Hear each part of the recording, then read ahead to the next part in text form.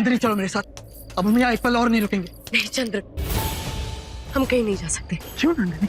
दुर्धरा के साथ जो हुआ उसका तुम पर आरोप लगने के पश्चात भी तुम यहाँ से क्यों नहीं जाती हो? उसकी चिंता नहीं है मुझे चंद्र, वो लोग चाहे जो आरोप मुझ पर लगा ले, मेरी चिंता का विषय यह है कि दुर्धरा के भोजन में विष मिलाया गया था।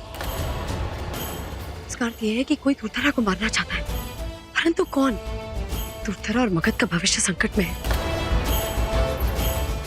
चंद्र, जो कोई भी है जिसने दुर्धरा के भोजन में विष मिलाया था, वो महल के भीतर ही है। चंद्र, हम इस विषय को इतनी आसानी से नहीं जाने दे सकते।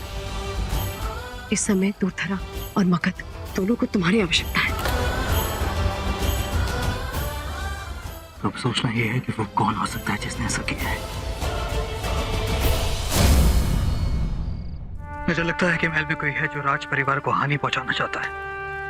इसने समाधान के दृष्टिकोण से हमें सुरक्षा के प्रबंध और सख्त कर देने हैं। आचार्य, मैं आपसे विनती करना चाहूंगा कि मेरी अनुपस्थिति में दुर्धरा की सुरक्षा के परिणामों को आप स्वयं भी जांचेंगे। किसी को भी बिना निरीक्षण के उसके कक्ष में जाने की अनुमति नहीं है। यहाँ तक कि जो भोजन वो करेगी उसकी जांच भी 2 बार की जाएगी।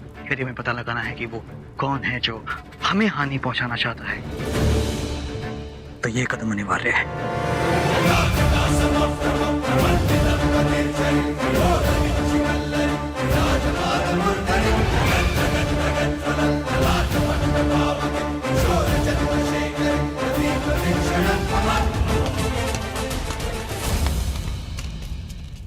चंद्र, राजभवन छोड़कर जाने का निर्णय तुमने स्वयं ही ले लिया है। वस्तुतः इसकी कोई आवश्यकता नहीं है। आवश्यकता थी आचार्य, आपका बहुत सम्मान करता हूँ।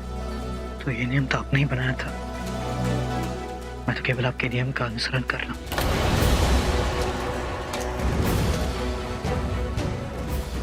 नहीं चंद्र, तुम मेरे नियमों का अनुसरण नहीं कर रहे हो। तुम तो केवल अपने हृदय का अनुसरण कर रहे हो।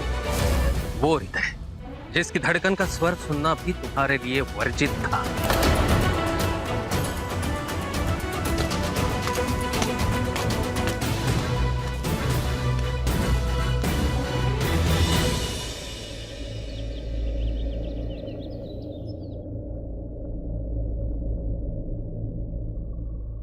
दुर्धरा की स्थिति अब कैसी है? महाराज, कल रात्रि की अपेक्षा महारानी दुर्धरा अब बेहतर स्थिति में है। यहाँ तक की आशा करते हैं कि प्रसव में भी कोई कठिनाई नहीं होगी। मैंने महारानी का पूर्ण निरीक्षण कर लिया है, अब वो ठीक है। प्रसव से पूर्व आपको समाचार भेज देंगे।